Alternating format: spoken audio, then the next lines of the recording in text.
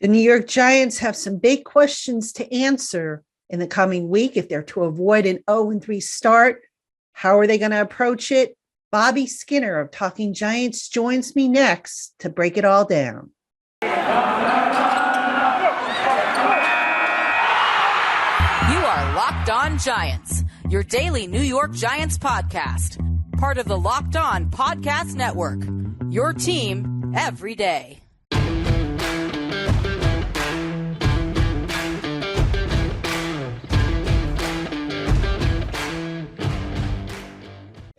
Hello, New York Giant fans, and welcome to another edition of Locked On Giants, part of the Locked On Podcast family, your team every day.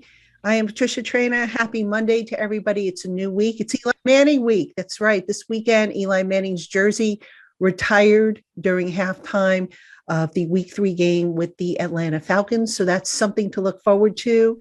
But we have a week of football coming up, a week of practices, and a week of questions that need to be answered about this Giants team, which is 0-2 to start the season. And joining me to help maybe offer some answers to these questions is the one and only Bobby Skinner of Talkin Giants. Bobby, my friend, so glad to have you on the program. Thanks again for having me on, Patty. And I was thinking about, it's my third year doing this. My first year did some writing for you, and I was kind of going back down memory lane with some Nick Gates articles we did a couple of years ago. So it's good to come on. Yeah, you hit it. You hit it with Nick Gates. So your analysis, Bobby, is really, really good. And that was a good piece for sure. I'm glad you brought that one back up, and really ashamed to see what happened to Nick. Good guy, guy you won in the foxhole with you, and just wishing him all the best as he recovers from that broken leg. That was just devastating. So, all right, Bobby, we got to talk about this Giant team. 0-2. What happened to the defense? Let's start there. I mean, I know that's a very broad question, but when you look at this defense, to me, I don't see any pass rush to speak of. The secondary is a mess, with the post coverages and the disguising and everything and leaving the middle of the field open. I mean, what are you seeing with this defense and what's happened with it? To keep it simple, I think it's two things. One, James Bradberry was the engine of the defense last year. Him shutting down the number one wide receiver, and it didn't matter who it was, he shut them down. Like a good game against James Bradberry last year was like 70 yards, and then we just saw Terry McLaurin go for 110 and a touchdown. So those were 70 yards was a good game for last year. So Bradberry was the engine that made the defense run, and Patrick Graham was able to focus on the other half of the field because he knew Bradberry was going to shut that half down. And Bradberry has struggled the first 2 weeks. Even the Broncos game, he struggled. And the other thing is I think Patrick Graham, and I know people are turning on Patrick Graham. I still really do like Patrick Graham, and I think he will fix it. There's been a lot of like trendiness towards what Staley did with the Rams and Vic Fangio did with the Broncos with running two high safeties and trying to stop the big play that way and trusting your guys up front to stop the run. The difference is the Giants don't have the pass rushers to do that. And I think Patrick Graham, off of a short week kind of did a little bit of that. I think he's going to realize that, and also not having Dalvin there means you kind of need to put a little more emphasis on the stopping the run, where last year it really was Dalvin, Dex, Leo. Like those guys stop the run and let your linebackers get back in coverage and Blake Martinez and like they were able to focus a lot more on coverage because of those guys up front. So I think it's that and a mix. Patty, go look at the box score. They have a lot of good players on their defense, a lot of playmakers. None of them made plays besides the one James Bradberry interception. I mean, they had one sack and one tackle for a loss, and they were both from Azeez Ojulari. Yeah, very, a head scratcher because on paper, you would think they're better. Now, it's interesting. You brought up Dalvin Tomlinson, and that's the guy. I know I've kind of been beating the drum on this, and what's done is done. You can't go back and undo it. But when they lost him, I had serious concerns about the run defense. And I think so far we're kind of seeing it. I mean, they've asked Austin Johnson and Danny Shelton to kind of fill in for Dalvin. Johnson's been okay. Shelton's been so unathletic. I was going to say he's been hit and miss. You put it more bluntly than I did. Yeah. Shelton, he can like that first initial pop is great. It's just he's a big dude. It's the plays where Dalvin would finish, he's not being able to finish those plays. And you can definitely Exactly. see that they're kind of missing his presence on the D line. Exactly. And the other thing I'm kind of seeing a little bit more is teams are finding a way to neutralize Leonard Williams. I mean, are you seeing that as well? I haven't quite focused on that for this past game. He had a sack in his grasp when he missed it this past week. He had a couple of nice plays versus Denver, but he's not having that dominant matchup. Now, the narrative has been like up. He got his contract and he got lazy. I don't think that's the case. He probably, if you look last year, he probably had a 2-game stretch just like this last season. And Leonard has been consistently really good in the NFL. Last year was obviously his best year. But if you go look at besides the sacks, he's had good tackles for loss, good QB hits, pressures every single year. So I wouldn't panic about Leonard, and I haven't really focused in on him yet from this past game. But it hasn't been good. He hasn't made those plays besides that one really nice tackle for a loss versus Denver. Yeah, now let's talk a little bit about the edge rushers because they got back a healthy Carter, healthy Zimenez.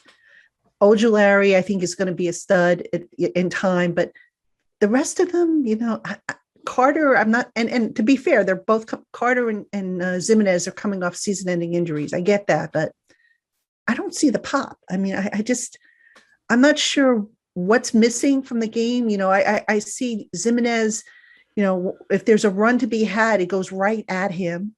And I'm I don't know if the timing is off with those guys. I mean, what are you seeing from Carter and Zimenez in the pass rush? They're just not making the impact. I mean, neither one of, Carter has never been the just beat a dude off the line, right away. He's kind of like, set the edge well, and he could kind of bull rush and get into a sack, but he's never Lorenzo's never going to be like a 10 sack a year guy. But he just hasn't had like those plays, even the beginning of last year, he had plays you notice every game. You didn't have that. O'Shane has really struggled. And I had some hope for O'Shane. I know after the draft when they drafted Azeez and Ellerson Smith, and O'Shane was kind of everyone's hot topic to be the quote unquote surprise cut. And I was like, well, give him some, he's still got like some pure pass rush moves that Lorenzo doesn't have. And he just has not showed up. He's been and then like you said, Patty, he doesn't do well versus the run. He doesn't drop back in the coverage. I think he might lose reps to Quincy Roche eventually at some point this year. And Azeez has looked okay for a rookie. Like if there was another good pass rusher, we'd be talking about how well Azeez has done all right so far for a rookie, but he doesn't. So he's kind of relied as the number one guy. So it's been a little underwhelming because he's our number one edge guy right now. Yeah, I was just going to ask you, does this team have a legitimate number one? I mean, obviously the last time they had a legitimate number one, you could say maybe JPP. And since then they've had, to me at any rate, it's just been like a bunch of number twos and now no true number one guy that you have to double and triple up if you're the opponent. Yeah, they don't. Azeez could turn into that.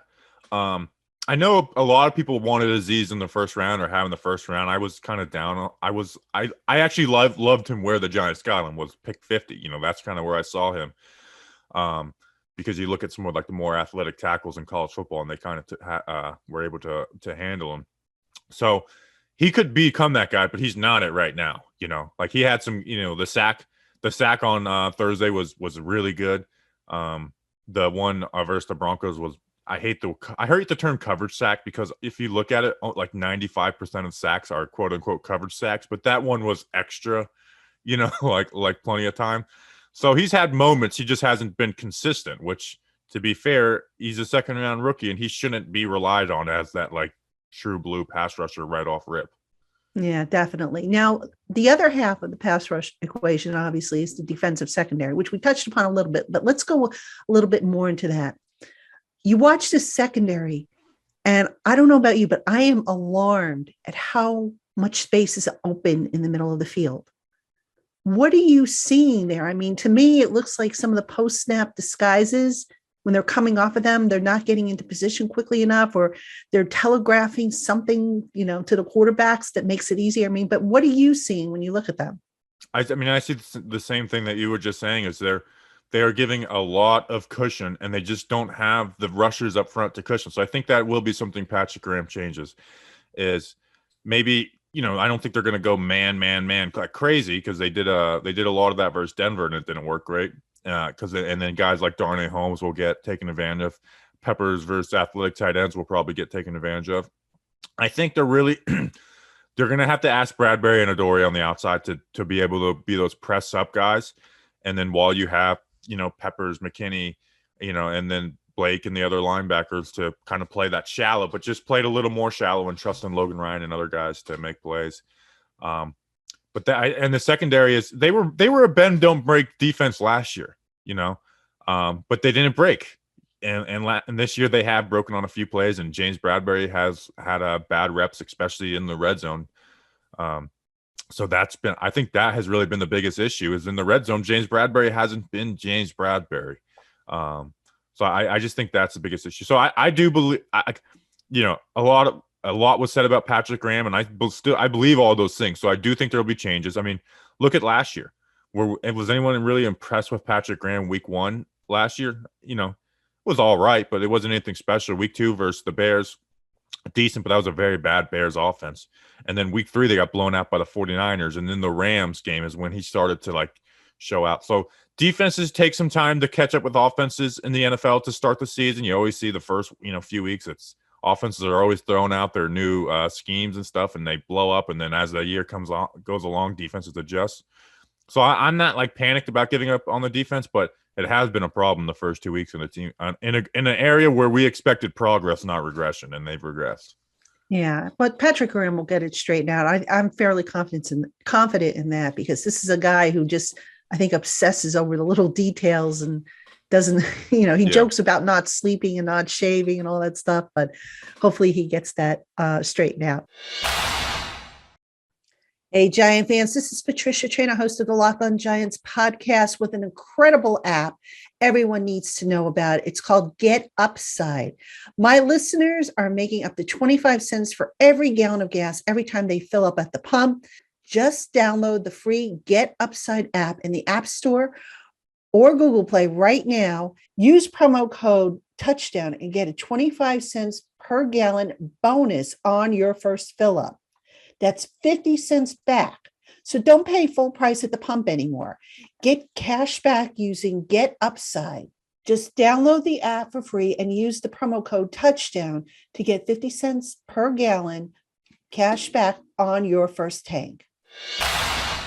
Bobby, let's talk now about the offense because there were things I saw that I'm sitting there going, what is going on?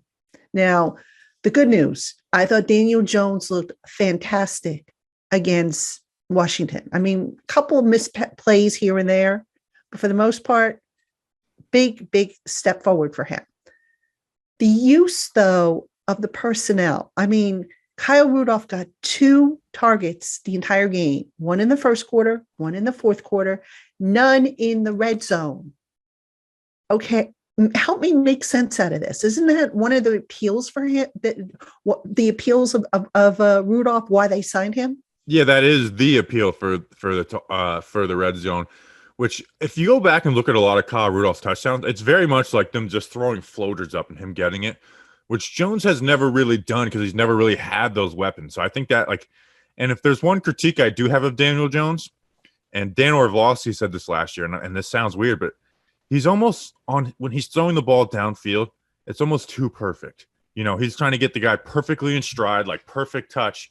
And then with a guy like Kenny Golladay and Kyle Rudolph, you almost want it to be a little bit behind them. Let them adjust and change to that, where with Darius Slayton, with Sterling Shepard, when they're downfield, you want that perfectly placed football.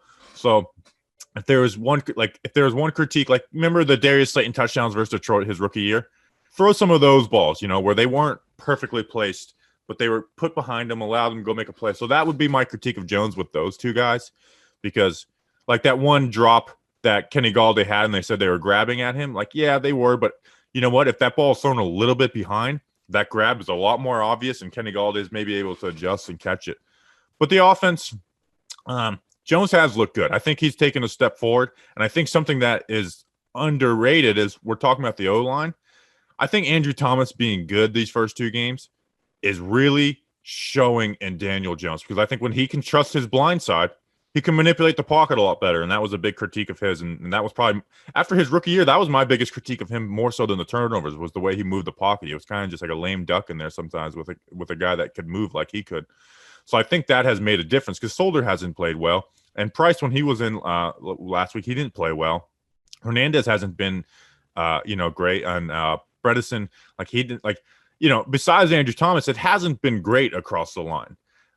And Gates was good in week 1, obviously was lost in week 2. So I think he's been manipulating the pocket better. So I kind of got off on a rabbit trail of your question, but basically what I'm saying is it seems like Daniel Jones is manipulating the pocket a little better, and you're seeing some of those results in the passing game. Yeah, but I'd like to see Kyle Rudolph targeted a little bit more, especially in the red zone. In the red zone, he looks, now it could be coming off the foot injury. He looks very slow. Like Caden Smith, who's not the fastest guy in the world, looks more athletic. And, you see some of the big, the running plays are usually sprung by Caden Smith. The Saquon one was, they use him in the read option with Jones. He's the guy out there lead blocking. I've always been a proponent for Caden Smith. And right now, I would give Caden Smith more reps than Rudolph. But like you said, in the red zone, Rudolph should be getting some targets because of, he can just be like a power forward and box guys out and make those plays. He has one drop in 3 years. Yeah. Now I want to go back to the offensive line, because when I was looking up the stats, most of the pressures came from the interior, which was surprising. I think between Andrew Thomas and Nate Solder, they only had, 3 pressures allowed the entire game. Billy Price, I believe, had 5. I want to say Hernandez had 4. And I think Bredesen had 3. And that per Pro Football Focus. And I'm going off of memory there. But I was surprised to see most of the pressures coming from the interior. What's going on? And I also watching the tape, Washington, as every team seems to do against that offensive line, a lot of stunts, a lot of twists. Mm-hmm. A lot of stunts. These guys, when are these guys going to be able to like handle this? It's like, I did see the one play, and I think you highlighted it, where there was a twist and Caden Smith went and got the right guy and kind of saved the play. That might have been the Barkley. It was the Saquon run, which is it's why the Giants don't run a lot of twists, is because when you run twist versus the run, you lose your gap responsibility, and that turns into big plays. And the Giants picked it up perfectly on that play. And Caden Smith was one that popped it. But I will say, because I was very critical of the moving Billy Price to center for this game, Washington has the best front four, and specifically because of those interior guys of Jonathan Allen and Daron Payne. Like, those guys are beasts. Nick Gates last year played well. His second worst game, only to the opener versus Pittsburgh, was versus Washington. So, like, they are really good up front with those, from even like a backup like Ioannidis is a decent player. But like you said, the pressure was coming up the middle. Price struggled. Hernandez played better than he did versus Denver. And I will say, this is a Giants podcast. I feel like Chase Young just hasn't put it together yet. Like, he versus Nate Solder, Von Miller was bull rushing him and kind of like ragdolling him. And Chase Young just kept on trying to go around the corner on him, going around the corner. And Nate Solder, to his credit, was just like, all right, if you want to do that, I'll walk it around. And Jones was stepping up with that. And Andrew Thomas was handling his stuff. But yeah, the pressure was definitely up the middle in this game versus Washington. I'm interested to see how it is versus Atlanta, where Atlanta seems to be like the get right game for everybody's offense. So I'm interested to see how they look versus a team like that. Were you surprised with the usage or lack of usage with Kenny Golladay and Kadarius Toney especially? Toney is such I don't know. I'm not even going to critique the Toney thing because it just has been such a weird start to his career, and I'm not media, but he called you some clowns, Patty. I probably not you specifically, but I thought that was kind of, I don't know what's going on with Kadarius, so I'm not even going to critique that. Kenny, it's interesting. I think Darius Slayton and Sterling Shepard have benefited from Kenny Golladay being there, and Daniel Jones isn't going to be the force it, like crazy to one guy type QB. So you've seen like big plays of Slayton. He dropped the one. Sterling Shepard has had had a really good season. And I think that is a benefit of Kenny Golladay. I think they need to add some pure progressions, where it's like, hey, you're not looking at pre-snap what they're showing and going to where you think's gonna be open, just like a 1, 2, 3 type thing, which is what Pat Shermer did with Daniel Jones, if they want to get him more involved. But they target him a decent amount in this past game. I think he had 8 targets. He only had the 3 catches, though. He had 2 drops. and then a couple other plays. So they have target. They did target week 1. They didn't. Week 1 it took until the fourth quarter. That was a big critique. But week 2, I thought they did target him a decent amount. They just didn't convert on a ton of them. Yeah, but let's stick with the Tony thing and media attack or whatever, his opinions aside, which, if I were advising him, I'd say, look, dude, keep that to yourself or to vent to your friends and don't put that out there because it's not a good look, and just use that motivation to, step up. But what are they missing? I mean, what can this kid eventually bring to that offense? I mean, I look at him, I see end arounds, because I know every time the Giants do an end around with Shepard or with Slayton, I sit there and I go, oh God, not again. I cringe. I don't cringe so much if I think Tony's going to run it. And I think he's run maybe one so far, if I'm not mistaken. But I mean, there's got to be a place for him. Is it because Sterling is playing so well in that slot? And maybe they're saying, okay, you know what? Let's ride the hot hand, which right now is Sterling, and we'll bring the rookie along slowly. Or, what do you think is behind that? I don't know. I think it's just they don't trust him. Like but Tony had things to work on coming out of the draft, like his route running. It's like, yeah, this is a timing league. You have to be on time. You can't, like, your QB needs to know when you're breaking and stuff like that. But he's not. It's not like he's the worst route runner in the world. Like, he still is a good route runner. He just needs to clean it up.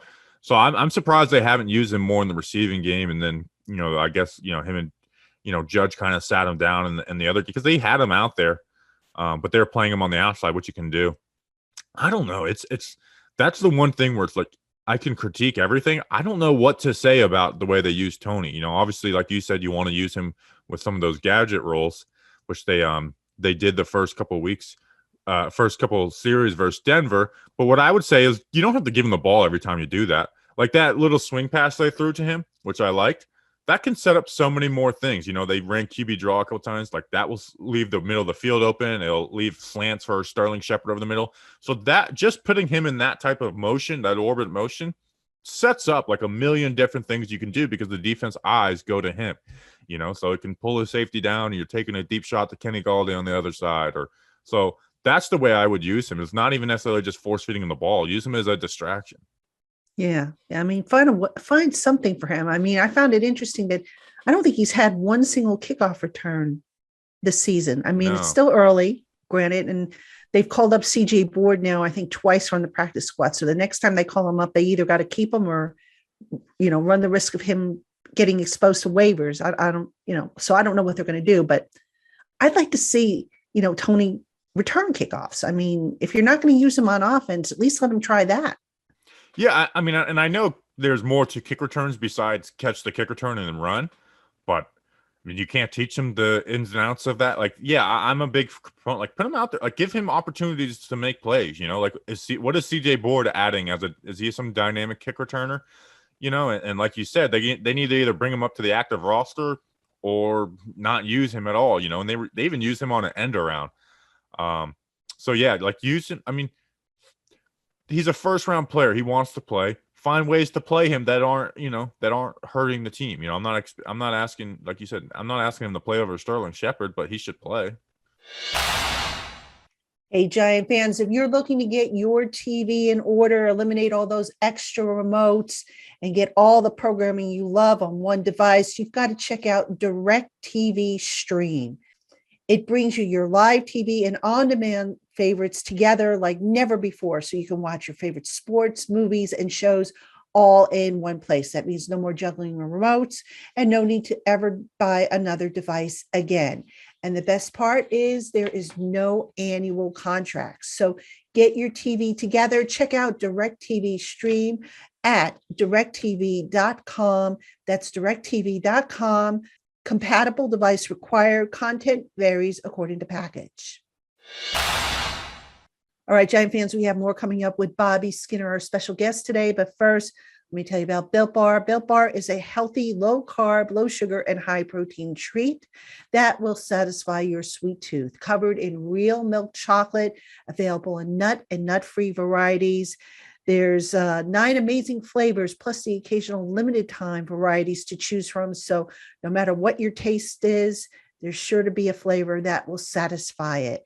And right now you can get 15% off your first order when you use our promo code LOCK15. That's LOCKED15 for 15% off your first order at builtbar.com. All right. So the Giants have Atlanta coming up. Kyle Pitts, okay, Ridley. You mentioned that Atlanta is a team that teams can get right against, but are you concerned about some of the matchups early on here, especially, like I said, Pitts versus that defense, given what we have seen from that defense? And how do you adjust to maybe limit what Pitts can bring? Yeah, with Pitts, I mean, you can bring Peppers down and kind of jam at the line and then, get into your zones and have your linebackers playing under. Throw different looks at him with Logan Ryan. With Ridley, it's like, James Bradberry, we need you to step up. We just need you to step up. So that, I mean, it's not some long answer, but I think it's with Pitts, kind of get into him, get his timing off with Matt Ryan. We talk about Kadarius Toney and timing. Like, Kyle Pitts is very new to the NFL too. Him and Matt Ryan's timing probably isn't perfect yet. I haven't really watched them until these first 1 week. They haven't even played a second game yet while we're talking. But yeah, I mean, just kind of get him all, reroute him, where that was kind of my big critique versus Denver was when fans, it's like, well, they're just kind of giving him a free release. And, I know people can critique Peppers man coverage, but like, fans a first top 10 athletic tight end, like, you give him free release, he's going to beat you on drag routes and slant routes and out routes, unless you have the best, cover safety in the league on him. Yeah. I'm concerned about that matchup for sure. But let me back out a little bit here, because I want to go to something that Judge has been saying about the team that I remember Shermer saying about the team, and it drove me kind of crazy. Judge, as we know, Bobby, he's never really called the team to task. He's never said, okay, this isn't acceptable. He hasn't been harsh on them. And I get why he is like that. That said, he keeps saying there's improvement. I keep seeing improvement. I see improvement. And I remember last year he was saying that. And I asked a question. I said to him, can you define what improvement you're seeing? Because it's not translating over to the field. What are you seeing that the rest of us aren't? And he answered the question. He said, I'm watching the film and I'm seeing things that we're doing better, that we weren't doing better maybe a day before or a week before or whatever. But the bottom line is the improvement that's being made isn't coming over to the field. So my question is how much longer can you sit there if you're Joe Judge and say, well, we're getting better, a little bit better each day, when the results aren't there? I mean, how much longer can fans tolerate that? And unlike Shermer, this team has expectations to win games this year. Like, the expectation is win or people will be fired. Those press, like, I really don't take much about like his direct answers in pressers. I always look for like maybe little things that he might reveal in the details of answers. But it's really, at the end of the day, all that matters, Patty, is if he wins. Like, and you've seen, like, people love Joe Judge, they love everything he says, and then they lose 2 games, and it's like, what, I kind of hate people are, not you, the media, but like fans are like, I kind of hate everything this guy says. Really, all it comes down to is winning. And I like what Joe Judge is about, but my biggest critique would be he has a conservative nature, and it showed last year on 4th downs, especially. I mean, they were very unaggressive on 4th downs, and not even, like, if you're on your own 30 and it's 4th and 1, I get not going for it. But there was times even at the end of games where it's like, this game is on the line, you're not going for it. You saw the way they attacked on offense after the James Bradberry interception. The defense, in that last drive, they were like backing off. It's like they're gonna cut at you and get down the field this way. You need to play more aggressive defensively on this drive. I get you don't want to get beat by the big play, but still. So what I think it really comes down to is win. That's all that matters. I mean, Patty, last year we beat the Seahawks, or the Giants beat the Seahawks, and they scored like 15 points, and people were praising Jason Garrett for his game plan in that game. So really at the end of the day, all that matters is win. Does what you are doing translate to wins? And right now it hasn't. He is 6-12 as a head coach. Yeah, which, I think I still say he's the right guy for the job. I like most of what he's doing. Do I agree with everything? No, but I like a lot of what he's doing, and I like that he has a plan. And I think he's a Speaking of, smart guy that knows how to adjust too, yes, And I yes. have been a huge critic of the offense, like a huge critic of the offense the past year and 2 weeks. But you know what? Their run game, they changed it mid season last year. I remember calling it out. It's like, this is a high school running game. They're running the ball like they have a good offensive line, and they don't. And they changed it mid-year, and they changed Andrew Thomas the way he his pass blocking mid-season after that Eagles game. And then they brought in DeGuglielmo, Googe, I guess. I always get his name wrong. And so they, like, I do think he makes adjustments. And you see on the defense, they're trying new things. They didn't just like, okay, what last year happened worked. Let's just run the same exact stuff. Now, maybe they should get back to a little bit of that. So I still do believe in Judge, but, at the end of the day, it doesn't matter if you're the right man for the job. If you don't win games, and it falls on you. And, like, I think Pat Shurmur got some of the blame for, well, I think he paid, like, he got the consequences for, the roster not being good the first 2 years. The defense had a horrible, horrible talent that second year, and Pat Shurmur kind of got the blame for it. And he was never brought in to really shore up the defense. That was kind of all on Betcher. So I know it sounds simple, but like, win and it fixes everything. The little things, people start to ignore, and you just kind of like get better at your strengths, and then it's easier to adjust your weaknesses. Yeah, John Madden, I think, was the one who used to say that winning is like deodorant. It covers up a lot of stinks. So Yeah. I think it's applicable here. I Think have to about ask this, you, Patty. I would, people talk about Daniel Jones and the turnovers. I was talking about this with somebody the other day. You remember that Tampa Bay game, his first year, like the first game? He fumbled twice in that game, but nobody remembers those fumbles because they won and he had the big plays. And so, and I think he Jones, was player of the week that week too. If I'm not so mistaken. it's like, he had turnovers in those games, and there's been other games he's had turnovers, but at the end of the day, it's when you win. About winning, exactly. That, like you said, you forget all the little bad stuff. You kind of sure, absolutely. The center blew up. He had 3 bad snaps, but we won the game. We'll get over it. Yeah, definitely. All right. Final question for you. I got to ask you about Jason Garrett, because he's taken a lot of heat. A lot of people are frustrated with him. He's too conservative. He's not a fit for what they have. What do you see with Jason Garrett? I mean, I know I've asked different guests this question, and I've gotten different responses. Let me ask you the question as to how you feel about Jason Garrett running this offense. Dan Orlovsky talked about it this past week, and I agree with 100%. I don't think he puts his players in easy positions. I think it's fair. And I went back and watched this Washington game, and the Giants offense played well, but it's very much just beat your guy. And we don't have the offensive line. We have they have good receivers, but not great receivers. And like, it's just nothing is easy for Jones. And it's a lot of the stick concept has not worked. The stick concept is a great concept if you're the Kansas City Chiefs and teams respect you. But the teams don't respect us. And we've seen Daniel Jones be able to throw the ball downfield well. And something I do is I chart plays that had 2 15+ yard design routes and plays that don't, so like the Darius Slayton touchdown. That isn't that doesn't fall into that category because it only had one play, designed to go downfield. And Daniel Jones, when he has that, when he's reading high to low, he's a totally different quarterback than when it's pre-snap, see where they're aligned, pick a side, make one read off of one linebacker, and that's where you're going. And teams are they don't respect the Giants, and they're sitting on stuff and jumping on it. So I will give Garrett, he did a lot better job in week 2 than week 1, but Garrett would have to totally change for me to kind of get back on his side.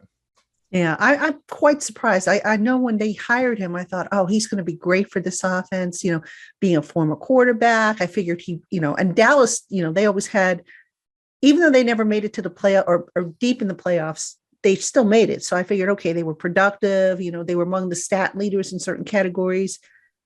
And, is it like, okay, did he have better players in Dallas than he did here or what? So it's like the good O-line helped. And yes, something I overlooked was like he didn't call plays until 2012 or since 2000. Like that's a long time to go between calling. And he asked for it back, and they like Jerry Jones was like, no, you're not going to be the guy calling the plays. Yeah, it's not like riding a bike. Game changes, the personnel changes. I mean, it's not the same, and that's a good point. But Garrett, year 2 of calling the plays, and I agree with you. I thought he had a better game on Thursday than he did against Denver. I was like, oof. But Denver had me. I mean, I was just like, they told us things were going to change, and it was the exact same approach thing. as last year. Yeah. So, and he had good games last year called, like the Tampa Bay game. And I always point to that as an example. Like, I think that was Daniel Jones' worst game of his career by far. They still scored like 25, like 23, 24, 20, like somewhere in that range of points. Like, that was one of their better offensive performances, and Daniel Jones' worst game. And that was kind of like always been my thing. Like, well, see, like, look, Daniel Jones had his worst game. You still scored more points than you usually do. So imagine when he's not. So I think that the offense can execute well and have good games, but I just think there's a cap on this offense that isn't made by personnel, and it's by Jason Garrett. I mean, and I think in like Philly last year, the offense played dang near flawless in that game, and they put up 27 points. And I think that really is kind of my issue with Jason Garrett, is that, the offense can be executed well, but it's like make things easy for your players where not every mistake is blown at like game changing. Yeah. Yeah. Cause they're not that good. They're not good enough at this point, I think, to overcome some of those mistakes that they've been making. But look, it's early. It's 2 games in, hopefully they start to hit their stride in week 3. Otherwise, we're in trouble, man. It's going to be a long, ugly year. Yeah, I'm not ready for it. I had expectations for the team to win this year. So I can't do another losing season covering this team. I've been doing it since the Super Bowl year. Yeah, since 2011. I am very thankful for when I got into this was Eli's last year, because I don't know if I could have handled the end of the year Eli talks. I think I would have lost my mind. Oh, I got in it right rough. just the right time where it's like, okay, the new QB's here and we could talk about that. It's been rough, man. I tell people all the time, because I think some fans think, oh, the media loves it, because there's blood in the water. I hate covering a losing team. Everybody does. It's like, it's more work. Number one, not that I'm against working hard. You know me, I work nonstop, but there's more things you have to do. And it's like, you just can't come up with the answers. Not to mention you got a bunch of fans who follow you and depend on you and just looking for answers. And you don't have the answers to give them. It's because it's like, you're not directly influencing what they're doing to fix the problem. You know what I mean? So it's just really, really difficult. And I hope this year they turn it around. I always point to the 2017. They started 0-7 and the defense looked like garbage, if you remember. And they turned it around, won a Super Bowl. Now, I don't think this 2021 team is going to win a Super Bowl, but can they turn it around and finish with a winning season? I haven't given up hope yet. The season's not over, and to their credit, the NFC East looks really bad again. So that can be their saving grace. Now if they win the division at 6-10, I will still want people gone. But they can win this division at 9-8, and it would feel a lot better. So the season's, like you said, the season's not over. There is talent on this team. If the 2019 team started 0-2, I think it would be a lot different situation. Well, they did start 0-2, but I think it'd be a lot different situation than this team, because there is talent. You do kind of believe in what Patrick Graham and Joe Judge are doing, and it's year 3 of the QB as well, and he's looked pretty good so far, right? Like, it looks like he's taken a step forward. There was one fumble versus Denver, but besides that, I think we all feel good about how Daniel Jones has played so far. Here's this Daniel Jones, that Tampa Bay game, I mentioned it. He's thrown 1 interception since that time, and it was off Evan Ingram's hands. So technically, he's thrown no interceptions since that time. So some of the turnover stuff has been cleaned up a little bit. A little bit. Yeah, just the fumbling's got to get cleaned up a little bit more. That's. Although if he could put together a few games without fumbling, then I will feel better. I had Baldy on the show last week, and he said he's got to put together a string of games, no fumbles, because the fumbles are just, you just can't make excuses for them. I love Baldy, and I'll ask you this, I guess, to end. How do you critique fumbles? Like, it's so frustrating. It's like, I wish his weakness was something else, because if it was his decision on this play, which there's other weaknesses, like, or like it's like how do you critique a fumble besides just saying stop fumbling? Like, obviously there's more to go to it, the way you put your hand, but it's like, I'm not that guy. It's like, it's just like, you just want to like shake them and like stop fumbling the ball, hold on to the ball. No, it's difficult because when you're running in the open field, obviously you want the high and tight. Remember, Tiki had that problem, and they fixed it by having him high and tight all the time. But with a quarterback, it's a little different because it's not like, okay, you're getting the ball behind the line of scrimmage and you have time to adjust and move it to high and tight. You've got to make that split decision to take off with it, and you can't always get it high and tight.